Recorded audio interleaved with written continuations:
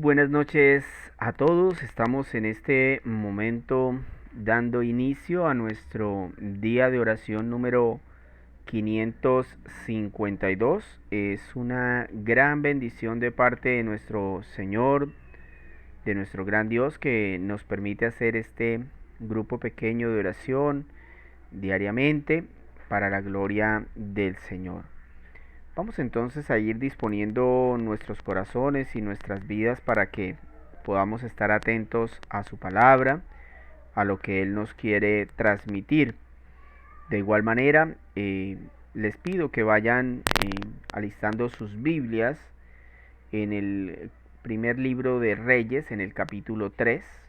El tema que vamos a trabajar hoy se llama la sabiduría. La sabiduría, para las personitas que de pronto les gusta escribir. El tema de hoy es la sabiduría, basado en Primera de Reyes en el capítulo 3. De igual manera, recordarles que tenemos algunos propósitos en este grupo de oración, como conocer más a Cristo a través de su palabra, podernos acercar más a Él en comunión a través de la oración, y también tenemos otros propósitos que son muy importantes, como el de, por ejemplo, compartir este grupo con aquellas personitas que no conocen a Jesús. Eso para mí es fundamental, mis hermanos, que nos lo pongamos por meta.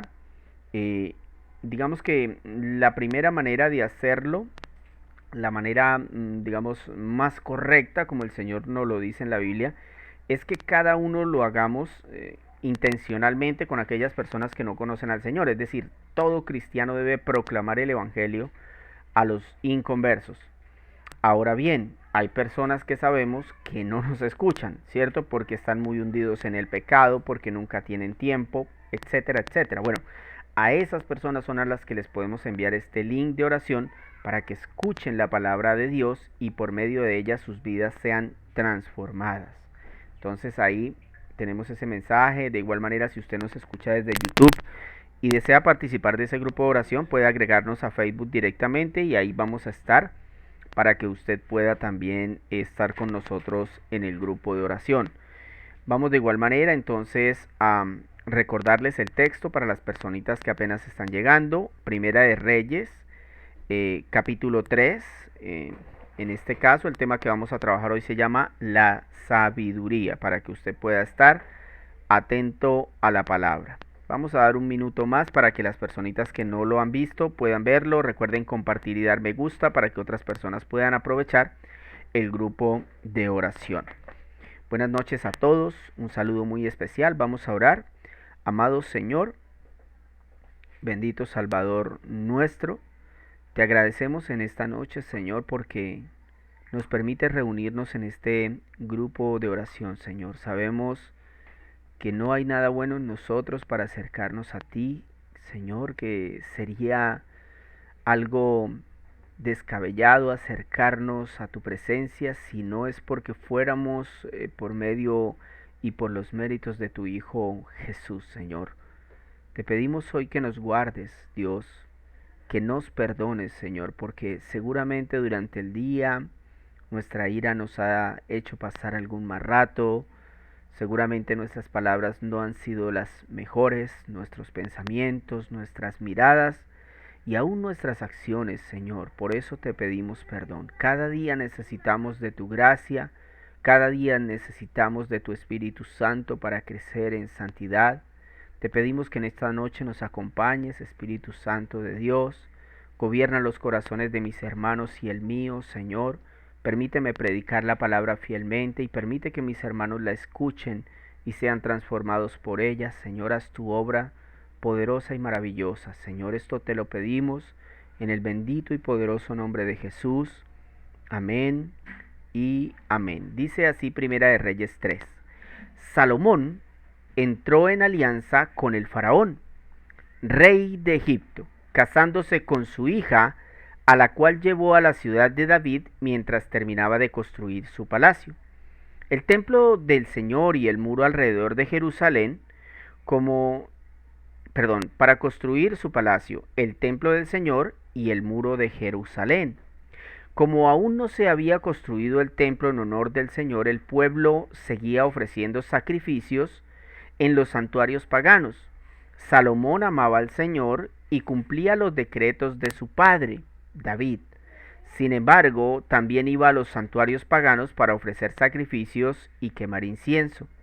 Como en Gabaón estaba el santuario pagano más importante, Salomón acostumbraba ir allá para ofrecer sacrificios. Allí ofreció 1000 holocaustos, y allí mismo se le apareció el Señor en un sueño, y le dijo: Pídeme lo que quieras. Salomón respondió: Tú trataste con mucho amor a tu siervo David, mi padre, pues se condujo delante de ti con lealtad y justicia y con un corazón recto. Y como hoy se puede ver, has afirmado tu gran amor al concederle que un hijo suyo lo suceda en el trono. Ahora, Señor mi Dios, me has hecho rey en lugar de mi padre David. No soy más que un muchacho, y apenas sé cómo comportarme. Sin embargo, aquí me tienes, un siervo tuyo en medio del pueblo que has escogido. Un pueblo tan numeroso que es imposible contarlo. Parece que Salomón había aprendido la lección. Imposible contarlo. Yo te ruego que le des a tu siervo discernimiento para gobernar a tu pueblo y para distinguir entre el bien y el mal. De lo contrario, ¿quién podrá gobernar a este gran pueblo tuyo?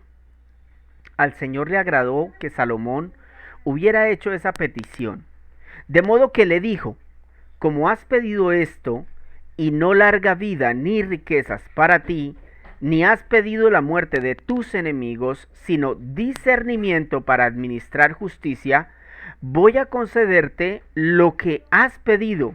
Te daré un corazón sabio y prudente, como nadie antes de ti lo ha tenido ni lo tendrá después. Además, aunque no me lo has pedido, te daré tantas riquezas y esplendor que en toda tu vida ningún rey podrá compararse contigo. Si andas por mis sendas y obedeces mis decretos y mandamientos, como lo hizo tu padre David, te daré larga vida. Versículo 15. Cuando Salomón despertó y se dio cuenta del sueño que había tenido, regresó a Jerusalén. Se presentó ante el arca del pacto del Señor y ofreció holocaustos y sacrificios de comunión. Luego ofreció un banquete para toda su corte. Tiempo después, 2 prostitutas fueron a presentarse ante el rey. Una de ellas le dijo: Su Majestad, esta mujer y yo vivimos en la misma casa. Mientras ella estaba allí conmigo, yo di a luz, y a los 3 días también ella dio a luz. No había en la casa nadie más que nosotras dos. Pues bien, una noche esta mujer se acostó encima de su hijo y el niño murió. Pero ella se levantó a medianoche mientras yo dormía y tomando a mi hijo lo acostó junto a ella y puso a su hijo muerto a mi lado. Cuando amaneció me levanté para amamantar a mi hijo y me di cuenta de que estaba muerto, pero al clarear el día lo observé bien y pude ver que no era mi hijo el que yo había dado a luz. No es cierto, exclamó la otra mujer. El niño que está vivo es el mío y el muerto es el tuyo. Mientes, insistió la primera. El niño muerto es el tuyo y el que está vivo es el mío. Y se pusieron a discutir delante del rey. El rey deliberó. Una dice: el niño que está vivo es el mío y el muerto es el tuyo, y la otra dice: no es cierto, el niño muerto es el tuyo y el que está vivo es el mío. Versículo 24. Entonces ordenó Salomón: tráiganme una espada. Cuando se la trajeron, dijo: partan en dos al niño que está vivo y denle la mitad a esta y la otra mitad a aquella. La verdadera madre, angustiada por su hijo, le dijo al rey: por favor, su majestad, dele usted a ella el niño que está vivo, pero no lo mate. En cambio la otra exclamó: ni para mí ni para ti, que lo partan. Entonces el rey ordenó: no lo maten, entréguenle a la primera el niño que está vivo, pues ella es la madre. Cuando todos los israelitas se enteraron de la sentencia que el rey había pronunciado, sintieron un gran respeto por él, pues vieron que tenía sabiduría de Dios para administrar justicia. Es decir, nuevamente vemos acá que aquello que Salomón le pidió al Señor no solamente se quedó en palabras, sino que fue un acto que se tuvo que llevar a la práctica. Vamos a darle un poquito de contexto para entender muy bien este tema que me parece que es genial, es un tema muy bonito que nos puede ayudar a crecer espiritualmente. Entonces Salomón en este capítulo, según entiendo, se casa por primera vez, por lo menos es lo que se registra. También el texto muestra cómo en aquel tiempo, al no existir un lugar apto para adorar a Dios, los israelitas adoraban y ofrecían sacrificios en templos paganos. Es interesante porque, digamos, aún en medio de este contexto, aparece Salomón para ofrecerle ayuda, el Señor para ofrecerle ayuda y respaldarlo en su reinado. O sea, quiero que entiendan lo que está pasando aquí. No había otro lugar para ofrecer sacrificios, entonces lo que hacían los israelitas era que en el único lugar donde se ofrecían también sacrificios a otros dioses, allí se ofrecía sacrificio al Dios de la Biblia. Allí Salomón estaba ofreciendo un sacrificio y el Señor lo aceptaba. No había más lugar. El texto describe básicamente que porque en ese tiempo David no había tenido el tiempo por estar en medio de las guerras, las persecuciones y demás, no se le había construido. Además el Señor le había dicho que mientras él fuera rey no se construiría, que sería su hijo el que lo haría. Y eso lo veremos en el capítulo siguiente, pero es importante entender esta parte para entender lo demás. ¿Por qué? Porque aún en medio de ese lugar donde los israelitas adoraban, que no era el más apto, el Señor estaba ofreciéndole ayuda a Salomón y respaldando su reinado. Y esto es realmente revelador, porque es como que el Espíritu Santo nos está diciendo que si bien nosotros debemos procurar estar en una iglesia de sana doctrina, donde se adore solo a Cristo, podría ocurrir que no existiera un lugar físico para adorarlo. Eso podría pasar. Pero aún así podemos hacerlo donde estemos. O sea, podemos adorar a Dios desde donde estemos. Si de pronto me escucha a mí un soldado y siempre está en la montaña, desde allá usted puede adorar al Señor. ¿Verdad? Si me escucha una persona que trabaja en el desierto con Ecopetrol y nunca puede venir a casa y siempre está allá, desde allá usted puede adorar al Señor. Desde donde estemos. Por eso es que cuando un familiar, un amigo suyo de pronto le diga, no, es que no me queda tiempo para ir a la iglesia, es que el lugar donde yo vivo no hay iglesias, o es que toda la iglesia son iguales. Dígale, mire, con todo respeto, usted está tratando de ocultar que no ama a Cristo, y que aun si tuviera una iglesia en su propia casa no asistiría. En cambio, Salomón no tenía un lugar adecuado para adorar al Señor, pero aún así lo hizo, y Dios respondió sus oraciones. Lo visitó para darle sabiduría. Es lo que contiene este capítulo, este tema. Por eso el tema de hoy se llama sabiduría. Y veremos por qué es tan importante la sabiduría en la vida cristiana. Eso es lo que vamos a resolver hoy. ¿Por qué es tan importante la sabiduría? Primero, porque podemos distinguir entre el bien y el mal. Es decir, la sabiduría nos da ese discernimiento para separar lo bueno de lo malo. Dice el versículo 7 al 10. Ahora, Señor mi Dios, me has hecho rey en lugar de mi padre David. No soy más que un muchacho y apenas sé cómo comportarme. Imagínense la declaración de Salomón. Le está diciendo, Señor, yo no sé ni qué hacer acá. Sin embargo, aquí me tienes, un siervo tuyo, en medio de un pueblo que has escogido. Ese era el tema que veíamos anteriormente. ¿Cómo nos escoge el Señor? Bueno, el Señor acá dice, Salomón, es un pueblo que tú has escogido. Un pueblo tan numeroso que no se puede contar. Entonces Salomón acá como que aprendió de lo que le había pasado a su papá y dice, no, yo no me voy a poner a contar el pueblo. Señor, es un pueblo que no se puede contar. Yo te ruego que le des a tu siervo discernimiento para gobernar a tu pueblo y para distinguir entre el bien y el mal. De lo contrario, ¿quién podrá gobernar a este gran pueblo tuyo? Al Señor le agradó que Salomón hubiera hecho esta petición. Entonces la sabiduría es buena porque nos permite distinguir entre lo bueno y lo malo. Por lo menos por esa razón fue que Salomón lo pidió. Y yo de verdad estoy impresionado de la falta de discernimiento entre lo bueno y lo malo que vivimos hoy en día, ¿no? Esta es una época donde los cristianos ven u oyen algo que no es bíblico y dicen, uy, qué hermosura, uy, tremenda predicación, amén, amén, todo el tiempo gritan eso. Así lo que se haya dicho no tenga nada que ver con lo que se leyó.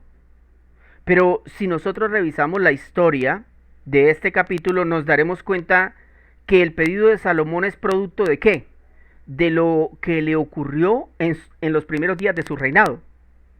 De pronto usted no ha estado, entonces toca que escuche a los otros, pero se lo resumo. Es que Salomón apenas se subió como rey, tuvo que ordenar asesinatos, porque ya lo querían derrocar. Es decir, Salomón sabía que Israel estaba en desobediencia ante Dios, era un pueblo indómito. Y dijo, aquí el único que me puede ayudar a dirigir a esta gente es el Creador. Y es interesante, ¿no? Porque los predicadores, los padres de familia, quieren recurrir para educar a sus hijos o para educar la iglesia a las historias humanas, a las experiencias carnales, y no a la santa palabra de Dios, que es la fuente de la sabiduría. Hágame usted el favor, ahí tenemos un problema muy grande en la iglesia. Por eso es que Mateo 24 dice, pues se levantarán falsos mesías, falsos profetas, y realizarán grandes señales y milagros para engañar de ser posible aún a los elegidos de Dios. ¿Acaso eso no fue lo que nos pasó unos capítulos atrás, que un hombre comenzó a gritar, no le crean a David, no lo sigan, ese man no tiene nada que ver nada con nosotros, y todo el mundo, todos los israelitas agarraron al pie? Y esos eran los elegidos del Señor. Mire, eso pasó en ese tiempo y eso pasa ahora. Le pregunto, ¿usted es un elegido de Dios? Usted me va a decir, claro, Jorge. Ah, bueno, entonces usted está en el grupo de los que pueden ser engañados. Eso dice Mateo 24. Que los falsos profetas, que los falsos mesías intentarán engañar con señales, con milagros, con palabras, aún a los elegidos de Dios. O sea que usted está en ese grupo. Entonces yo de usted pediría sabiduría al Señor para distinguir entre lo bueno y lo malo. Deje de decirle amén a todo. No crea todo lo que le digan. Certifíquelo con la Escritura. Número 2. Podemos conocer la bondad de Dios. Es decir, la sabiduría no solo nos ayuda a distinguir entre el bien y el mal, sino que además podemos, a través de la sabiduría, conocer la bondad de Dios. Mire lo que dice el versículo 12 al 14. Voy a concederte lo que has pedido. Te daré un corazón sabio y prudente, como nadie antes de ti lo ha tenido ni lo tendrá después. Además, aunque no me lo has pedido, te daré tantas riquezas y esplendor que en toda tu vida ningún rey podrá compararse contigo. Si andas por mis sendas y obedeces mis decretos y mandamientos, como lo hizo tu padre David, te daré una larga vida.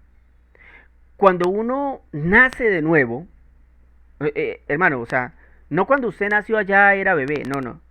Recuerde que los cristianos, cuando conocemos a Cristo, nacemos de nuevo. Algunos no entienden lo que estoy diciendo porque no han nacido de nuevo. Entonces tienen que rogárselo al Señor. Pero cuando uno nace de nuevo y conoce a Cristo, toda la vida cambia. Es un proceso durísimo porque se abandonan pecados, malas amistades, trabajos que no glorifican a Dios. Y esas decisiones tienen una raíz. ¿Sabe cuál es? La sabiduría. Si yo abandono el pecado y acepto a Cristo, entonces tengo vida eterna. Eso es sabio. Si dejo mis malas amistades, llámese delincuentes, drogadictos, borrachos, etcétera, pues también voy a dejar todos los vicios, juegos de azar o lugares que frecuentaba. Eso es sabiduría que Dios da porque es bondadoso. O sea que el Señor en ese momento me permite distinguir entre lo bueno y lo malo porque Él es bondadoso. Es que eso yo no lo veía antes. Yo era un ciego. Eso es por gracia. Ahora mi mente ve lo que antes no veía. Eso es conocer la bondad de Dios. Él se acordó de mí. No tenía por qué. Y de esa manera fue como el Señor trató a Salomón. Mire, Dios sabía que ahora ese hombre podía manejar dinero, situaciones, poder. Es por eso que nosotros debemos pedir al Espíritu Santo que nos dé sabiduría, de modo que podamos administrar todo lo que Dios nos da. La familia, el trabajo, los dones, ¿verdad? Por eso es que usted encuentra en Mateo 6:33 un texto muy conocido.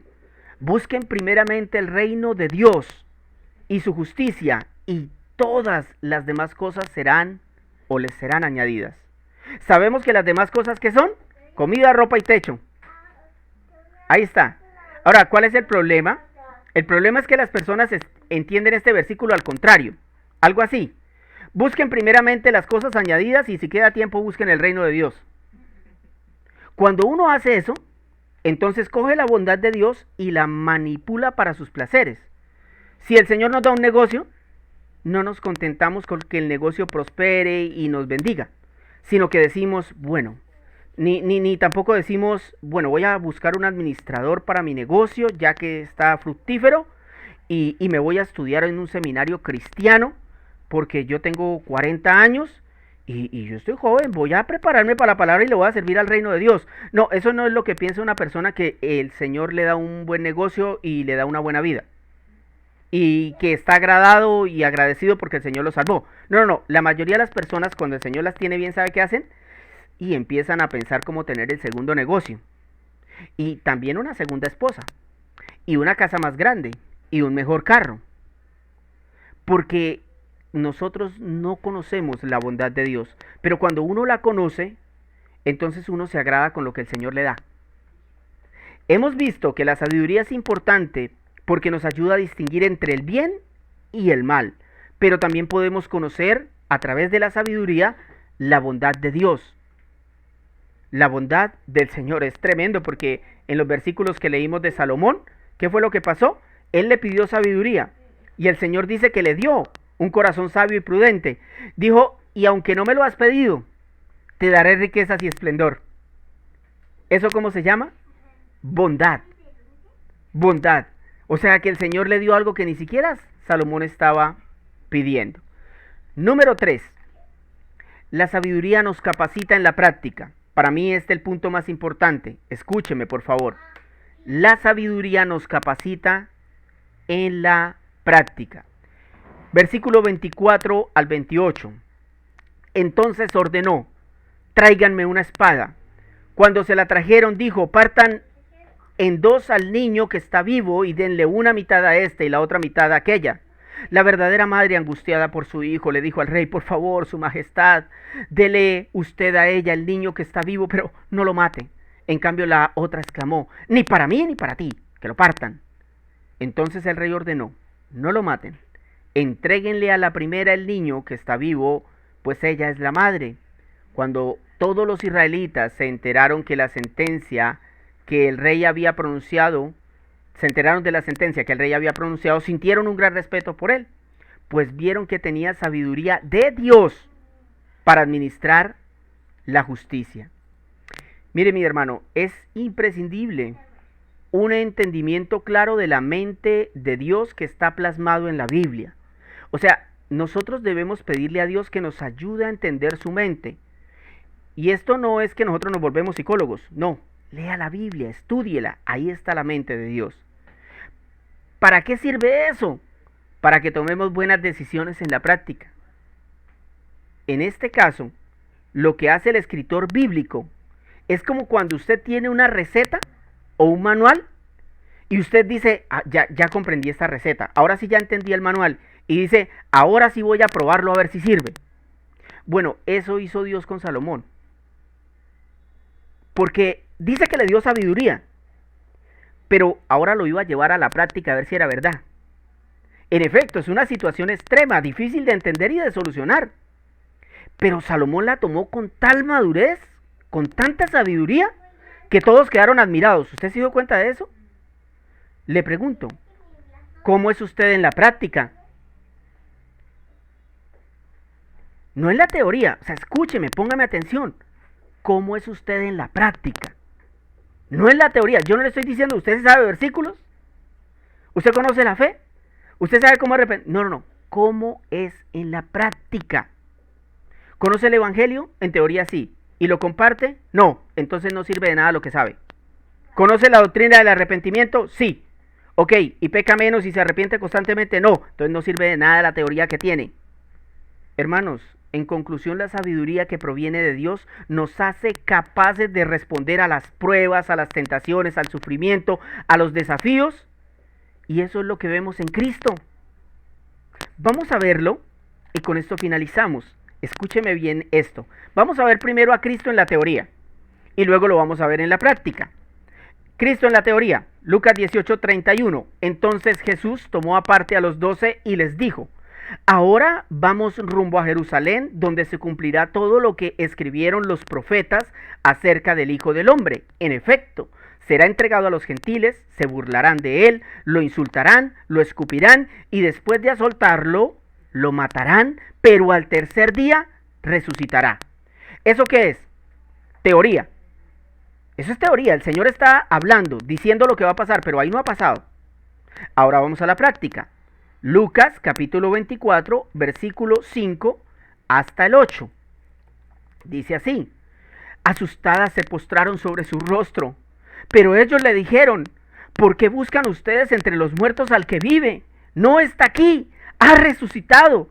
Recuerden lo que les dijo cuando todavía estaba con ustedes en Galilea, lo que acabamos de leer. El Hijo del Hombre tiene que ser entregado en manos de hombres pecadores y ser crucificado, pero al tercer día resucitará. Entonces, ellas se acordaron de las palabras de Jesús. Aquí el Señor nos está diciendo: sí, yo quiero que ustedes tengan mucha teoría en su cabeza, pero es que quiero que más la bajen a la práctica. Es lo que más quiere el Señor de nosotros. No tanto que conozcamos mucho, sino que vivamos lo que conocemos. Eso es muy importante. Vamos a finalizar con una oración pidiéndole al Señor que nos ayude. Amado Dios y Salvador nuestro, te agradecemos en esta noche, Señor, por permitirnos estudiar esta maravillosa palabra, Señor, este capítulo de la Biblia, Señor, el tercero del primer libro de Reyes, Señor. Perdónanos por nuestro irrespeto e irreverencia hacia ti, al Rey de Reyes, al Señor de señores. A veces nos comportamos como niños, Señor, sin entender que estamos en presencia del Dios Todopoderoso que nos ha dado la vida y que en algún momento decidirá quitárnosla.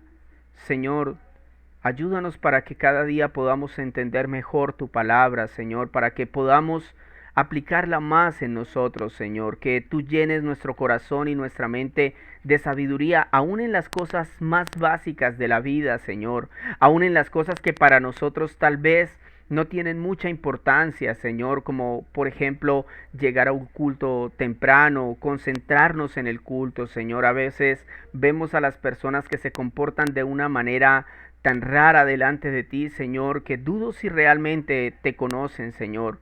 Necesitamos sabiduría para distinguir entre lo que está bien y lo que está mal, Señor. Aún en las cosas más sencillas de la vida, Padre, te pedimos que nos des sabiduría como te pidió Salomón, Señor. Sabemos que esa sabiduría nos va a ayudar a entender la bondad que has tenido con nosotros. No es solamente que tu Hijo pagó por nuestros pecados, sino que a través de eso tenemos vida eterna y comunión contigo, Señor.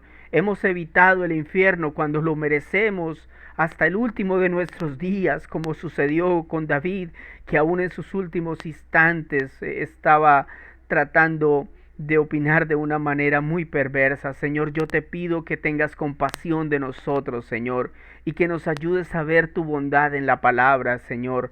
La manera como has decidido salvarnos es realmente impresionante. La forma como tu Hijo vino al mundo y cómo murió en la cruz es un acto de bondad, Señor, el cual nosotros queremos contarle a otras personas para que entiendan que tu salvación es grande, es inmejorable, es inigualable, que tu salvación es perfecta, Señor. Que todos podamos conocer la bondad de Dios garantiza que entendamos el Dios al que seguimos, que entendamos que es por gracia que tú nos salvas, Señor, que entendamos en nuestras mentes que debemos buscar primero tu reino y tú añadirás las demás cosas que creas conveniente para nosotros. Señor, llévanos a la práctica, Padre. No solamente queremos capacitarnos y conocerte, Señor, sino que queremos vivir una vida que glorifique tu nombre, que en las acciones que llevamos a diario nosotros podamos reflejar eso que conocemos, así como en Cristo vemos que le contaba a sus discípulos lo que Él iba a vivir, lo que Él iba a pasar y cómo iba a resucitar. Y luego vemos al ángel contándole a estas mujeres que en efecto sus palabras eran reales y todo lo que Él había dicho lo llevó a la práctica, fue a la cruz, pero también resucitó. Señor, ayúdanos a tener la sabiduría, no de Salomón, sino la de Cristo. Ayúdanos, Señor. Llévanos a través de los textos a crecer espiritualmente en santidad, en amor, en gracia, Señor. Permítenos ser santos como tú eres santo. Ayúdanos, Señor. Limpia nuestra mente, nuestro corazón. Ayúdanos a amarte más cada día, Señor. Danos más amor por tu palabra. Danos más amor por la oración. Danos más amor por las almas que se pierden, Señor. Ayúdanos a crecer, Señor, espiritualmente. Danos el tiempo necesario para hacerlo, aún en medio de las pruebas y de la escasez. Que no tengamos excusa para seguirte, para adorarte, para proclamarte, Señor. Te pedimos que nos respaldes como respaldaste a este varón, Señor. Como tú le diste esa sabiduría, dánosla por favor, Señor, para educar a nuestros hijos, Señor, para tomar decisiones diarias que afectan nuestra vida y aún nuestra eternidad. Por favor, danos esa sabiduría, Señor. Danos ese discernimiento, te lo rogamos, Dios, para que nosotros podamos tener decisiones que impacten en la eternidad y no decisiones efímeras que solo sirvan para acumular cosas en este mundo. Ayúdanos, Señor, te lo rogamos. Respalda a las personas que están orando por familiares enfermos. Respalda a las personas que están orando, Señor, por la conversión de un amigo, de un familiar. Respalda a las personas que están orando para pedirte perdón. Respalda a las personas que están orando porque están solas. Respalda a las personas que están orando porque son perseguidas. Respalda, Señor, las personas que oran porque están tristes. Señor, por favor, escucha nuestras súplicas, Padre, por aquellos que están enfermos, que están en un hospital, en una UCI, Señor. Ayúdales, por favor, y escucha las oraciones que ellos hacen. Enséñales a orar a los que no saben, a los que no saben, a los que ya saben, concédeles, Señor, te lo ruego, Padre. Te lo pido, Señor. Ayúdanos, oh Señor. Danos la fuerza para poder continuar, Señor. Ayúdanos, mi Dios, te lo pedimos en el poderoso nombre de Jesús. Amén y amén.